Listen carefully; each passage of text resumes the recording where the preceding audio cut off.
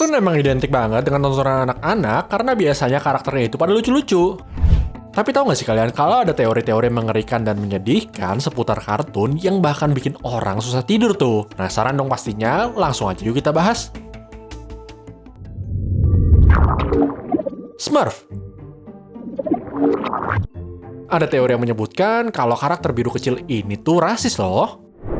Nah, musuh mereka itu kan Gargamel yang berpakaian serba hitam dan berusaha untuk memanfaatkan mereka demi mendapatkan uang. Terus kucing si Gargamel itu kan bernama Azrael yang seringkali juga dikenal sebagai malaikat kematian bagi orang Yahudi tuh.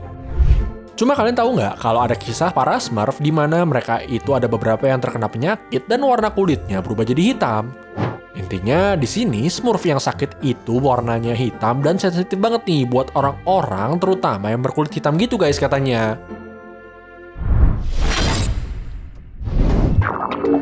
Donald Duck. Kalian sadar nggak kalau Donald Duck ini punya sifat yang gampang marah-marah dan emosinya itu emang gampang banget kepancing karena hal-hal kecil aja. Nah, ada psikolog gitu yang bilang kalau sifat si Donald ini tuh hampir bisa dipastikan terbentuk karena trauma di masa lalunya gitu guys.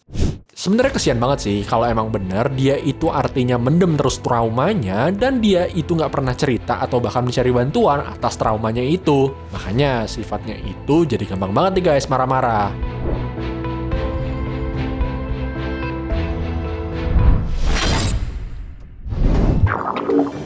Winnie the Pooh. Kalian tahu nggak kalau karakter-karakter dalam Winnie the Pooh itu semuanya mengalami penyakit mental yang berbeda-beda loh.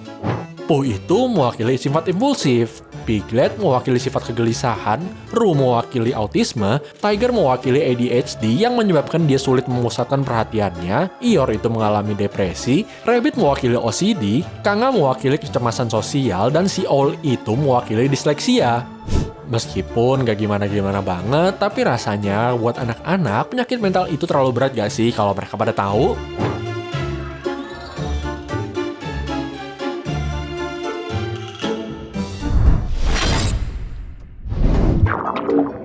Minions.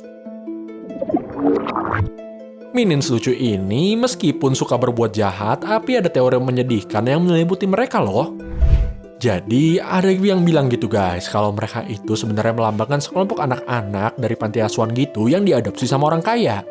Nah, orang kaya itu bukan angkat mereka secara cuma-cuma, tetapi mempekerjakan mereka supaya biaya yang dikeluarin itu lebih murah, kan tinggal kasih makan aja soalnya. Kalau dipikir-pikir masuk akal juga, karena para Minions itu kan emang rata-rata sifatnya masih kanak-kanakan. Tapi belum ada yang konfirmasi sih soal teori ini. Soalnya pihak Minionsnya sendiri juga masih diem nih tentang apakah mereka benar-benar terinspirasi dari kisah tersebut.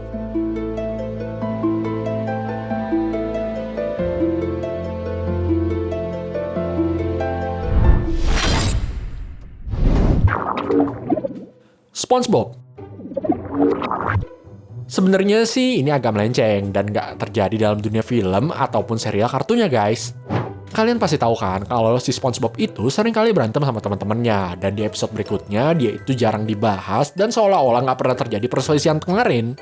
Cuma kalian tahu nggak kalau ada game berjudul SpongeBob Exe yang mengisahkan gimana SpongeBob itu ternyata menyimpan dendam loh sama Patrick, Mr. Krabs, dan Squidward. Kira-kira kalau menurut kalian sendiri si SpongeBob ini tuh beneran punya dendam nggak sih guys sama mereka-mereka itu? Ternyata di balik kartun yang lucu-lucu, banyak juga ya kisah menyedihkan atau bahkan menyeramkan.